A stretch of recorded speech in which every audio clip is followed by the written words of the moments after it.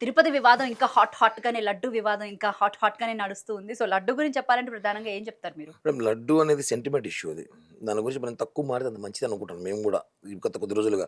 ఎందుకంటే లడ్డు కల్తీ చేసిన వాస్తవం. క్లియర్. క్లియర్ ఇంకా. దాని గురించి ఇంకా డిస్కషన్ లేదు. దాన్ని మేము కల్తీ చేసిన రకాలు వేరు అని చెప్తున్నారు. ఎలా ఉందంటే ఒక మనిషిని చంపుతారండి. నేను మర్డర్ చేశారంటాను. వాళ్ళు లేదు మేము పాయిజన్ పెట్టి చంపుతామంటారు. కానీ చంపడం కారణం కన్ఫామ్ కదా. సో లడ్డూలో కల్తీ జరిగింది వాస్తవం. 100% ఫ్యాక్ట్. దాంట్లో అనిమల్ ఫ్యాక్ట్ కలిసింది డైరెక్ట్గా కాదు, ఒక కెమికల్ రూపంలో అనిమల్ ఫ్యాక్ట్ తయారు చేశారు. ఆ తయారు చేసిన కెమికల్ అనిమల్ ఫ్యాక్ట్ తీసుకొచ్చి అక్కడ కలిపారు కాబట్టి అనిమల్ ఫ్యాక్ట్ 10% బిలో ఉంటే కనిపించదు.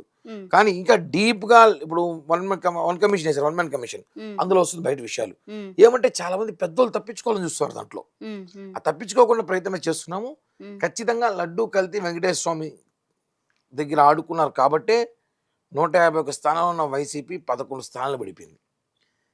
ఇప్పటికైనా వాళ్ళు ఒప్పుకోవాలి తప్పు, మేము తప్పు చేశామని ప్రాయశ్చిత్తం వెంకటేశ్వర స్వామి దగ్గరకు వచ్చి మోకాల మీద కూర్చొని గుండు కొట్టించుకుంటే తప్పు చేసి వెళ్ళిపోతాను. ఇప్పుడు మీరు మాట్లాడే మాటలు ఎలా ఉన్నాయంటే, జనసేన కానీ టీడీపీ కానీ మీరందరూ కూడా నేను పట్టుకున్న కుందేలకు 3 కాళ్ళు అన్నట్టు ఒక పక్క నుంచి సిబిఐ నివేదిక ఇచ్చింది, దాని తర్వాత దాని మీద కల్తీ జరిగిందని రిపోర్ట్లు వేశారు. సో అవన్నీ కూడా పాజిటివ్, ఎలాంటి కల్తీ జరగలేదని చెప్పేసి సిబిఐ ఇచ్చింది, సిట్ ఇచ్చింది.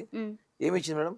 కల్తీ జరిగింది, అనిమల్ ఫ్యాక్ట్ లేదని ఇచ్చింది, అనిమల్ ఫ్యాక్ట్ నోన్ ఇచ్చింది. కానీ కెమికల్స్ ఉందన్నారు. అంటే మేడం నెయ్యి తయారు చేయాలంటే చిన్న ఎగ్జాంపుల్ మేడం, పాలు కావాలి. పాలే లేకుండా నెయ్యి తయారు చేసిన ఆప్షన్ ఉందా ప్రపంచంలో? చెప్పండి. పాలే లేకుండా, ఆవులే లేకుండా, గేదెలే లేకుండా నెయ్యి తయారు, కొన్ని వేల లక్షల లీటర్ నెయ్యి ఎలా తయారు చేస్తారు? రావు చెప్పండి. మేము కూడా పెట్టుకుంటాం కంపెనీ ఒకటి. మాకు కూడా గేదెలు మేసే చాలా ఇబ్బందిగా ఉంటుంది. ఆవులు తెచ్చి గడ్డి పెట్టి మేపాలంటే చాలా కష్టంగా ఉంటుంది. అది చెప్తే మేము కూడా సలహా ఇస్తే మేము కూడా నెయ్యి వేసుకుని వ్యాపారాలు చేసుకుంటాం, ఖాళీగా ఉన్నాం. చెప్పండి వాళ్ళ ఈసీపీ వాళ్ళని. లేకపోతే అది బోలేబాబా డైరీ అనేది ఒక ఫేక్ డైరీ. అది ఆ డైరీలో వాళ్ళు కెమికల్స్తో నెయ్యి లాంటి రసాయనాలు తయారు చేశారు. నేను తిరుపతిలో ఒక ప్రెస్ మీట్ చూపించా ఎలా తయారు చేయొచ్చు నెయ్యిని కూడా. నేను డీప్గా వెళ్ళి నెయ్యి ఇలా ఉంటుంది, ఇది కల్తీ నెయ్యి, నెయ్యి రూపంలో స్మెల్ వస్తుందని చెప్పి మీడియా సమావేశం ఏర్పాటు చేసి అందరికీ చూపించా కూడా ఆ నెయ్యిని. ఇది నెయ్యి కెమికల్తో చేసిన నెయ్యి అనేసి ల్యాబ్కి వెళ్ళి రిపోర్ట్ కొన్ని తీసుకొచ్చి చేశా. కాబట్టి సో నేనే తయారు చేసిన నెయ్యిని అంత పెద్ద కంపెనీ వాడు తయారు చేయడం, ఫేక్ నెయ్యిని తయారు చేశారు. అది చాలా తప్పు.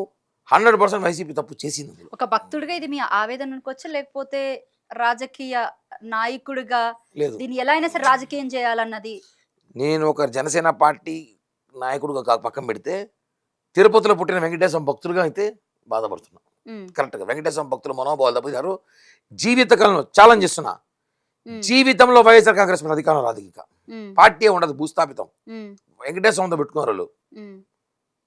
జగన్మోహన్ రెడ్డి పాదయాత్ర కాదు, పొర్లు దండాల యాత్ర పెట్టినా, ఇంటింటికి పోయి కాళ్ళు పట్టుకున్నా అధికారం రాదు. చూసుకో మీరు కావాలంటే.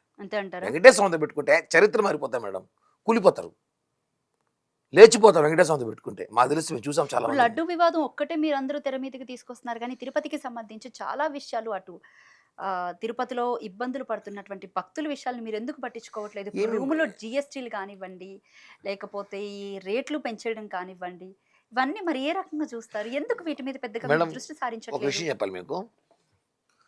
తిరుమల స్టాఫ్ ఎంతమంది తెలుసా? తిరుమల వెంకటేశ్వర నమ్మకం ఎంతమంది బతుకుతున్నారు తెలుసా మేడం? 35,000 మంది ఇంటూ 4 1,00,000 మందికి శ్రీ వెంకటేశ్వర స్వామి భోజనం పెడుతున్నాడు ఉద్యోగస్తులకి. వాళ్ళ జీతాలు ఎట్టిస్తారు మేడం? ఈ రూముల డబ్బులు, ఆ టికెట్ల డబ్బులు, ఇవింటే కదా జీతాలు ఇవ్వాలి. వేరే ఆప్షన్ ఏముందా మాకేమైనా?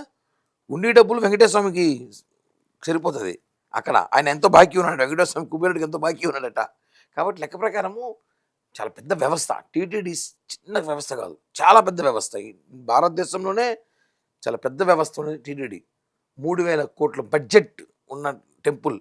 కాబట్టి ఈ జిఎస్టీలు, ఈ రూమ్ రెంట్లు, ఇవన్నీ వేరే ఊరితో పోలిస్తే మీరు షిరిడీకి వెళ్ళండి, తమిళనాడుకి వెళ్ళండి, ఉదయపూర్కి వెళ్ళండి, గోల్డెన్ టెంపుల్కి వెళ్ళండి పంజాబ్లో, వాళ్ళతో పోలిస్తే మా తిరుమల తిరుపతి దేవస్థానం మేము ఇచ్చే కాటేజీలు చాలా చాలా చాలా తక్కువ, చాలా తక్కువ రేట్లకి ఇస్తున్నాం.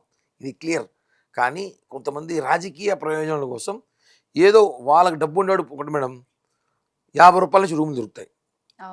10,000కు రూములు దొరుకుతాయి. అవును. ఎవరి కెపాసిటీ లక్ష బట్టి రూపాయలకు కూడా ఉండద్ది. ఎవరి కెపాసిటీ బట్టి వాళ్ళు రూములు తీసుకుంటారు తిరుమలలో. సో అది దేవునికి వడించే భక్తి తీసుకుంటారు కాబట్టి దాన్ని మేము అంతగా ఇబ్బందిని అనుకోం. నెక్స్ట్ దర్శనం విషయాలకు వస్తే మా గవర్నమెంట్ వచ్చాక కూటమి వచ్చాక అద్భుతమైన దర్శనం చేస్తున్నాం. రోజుకి 75,000 మంది నుంచి 80,000 మంది దర్శనం చేసుకుంటున్నారు. భక్తులు ఎక్కడ ఇబ్బంది పడట్లేదు.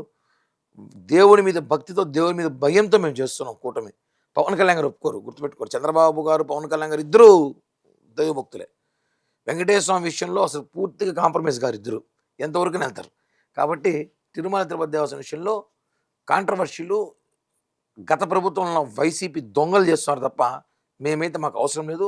కొంతమంది వైసీపీ వాళ్ళు తిరుమలకు పంపించి మద్యం బాటలు పెట్టడం, సిగరెట్ కాల్చి ముక్కలు వేయడం ఇలా చాలా చేస్తున్నారు వాళ్ళు.